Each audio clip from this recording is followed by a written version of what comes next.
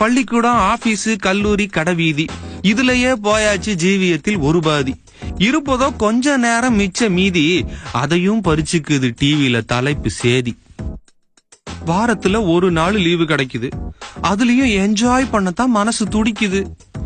வெட்டியா பேசுற, ஊரை நல்லா சுத்துற, வேலை இல்லாத பயல்களோட தெருவுல போய் நிக்கிற, மணிக்கணக்கா விளையாடி வேக்குற, இல்லனா முழுக்க முழுக்க டிவிய பாக்குற, பொழுது போக ஃப்ரெண்ட்ஸ போன் பண்ணி சேர்க்கிற, இல்லனா சும்மா உட்காந்து சோஃபாவை தேய்க்கிற.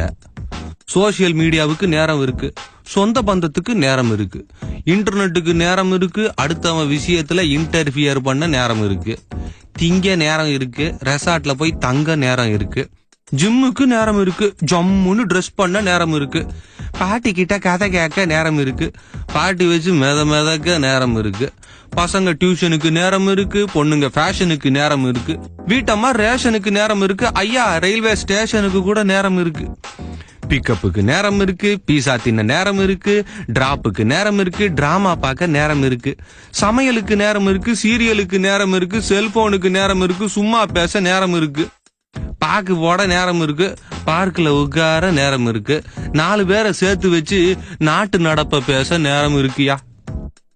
வாலிபர் ரொமான்ஸுக்கு நேரம் இருக்கு, ரிலாக்ஸுக்கு நேரம் இருக்கு, ரோமியா மாதிரி ட்ரெஸ் பண்ணிக்கிட்டு ரோட்ல சுத்த நேரம் இருக்கு, கல்யாணத்துக்கு நேரம் இருக்கு, கருமாதிக்கும் நேரம் இருக்கு, எல்லாத்துக்கும் நேரம் இருக்கு, என்னத்துக்கெல்லாமோ நேரம் இருக்கு.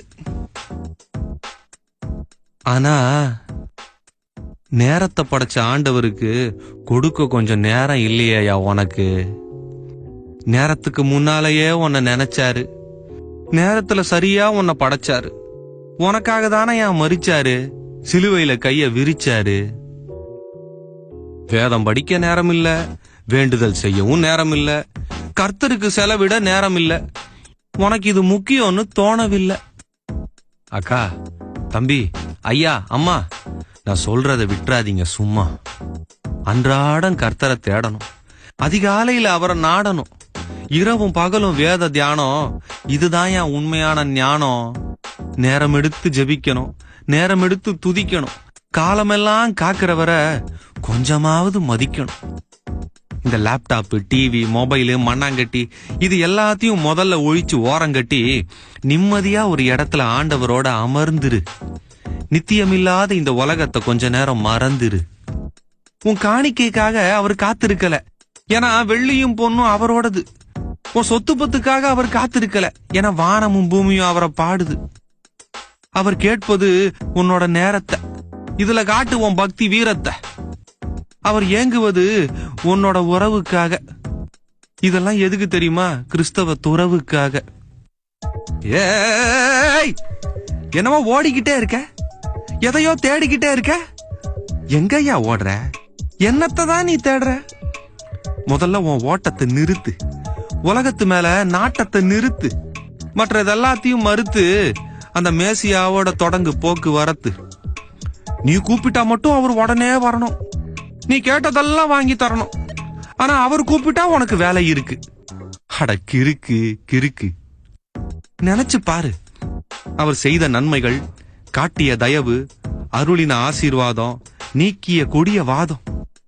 நிந்தைய போக்கி விட்டாரு, சிந்தைய மாற்றி விட்டாரு, உடுத்த உடை போட்டு விட்டாரு, உண்ண உணவு ஊட்டி விட்டாரு, இரவில் உறக்கத்தை அனுப்பி விட்டாரு, காலையில உன்னை எழுப்பி விட்டாரு, மணிக்கணக்கா உன்னை பாத்துக்கிட்டு இருக்காரு. நீ மணிய பாத்துக்கிட்டு இருக்கியா? உன்னை காக்கிறவரை நீ காக்க வைக்காத, கரை சேர்க்கிறவரை நீ ஏக்க வைக்காத.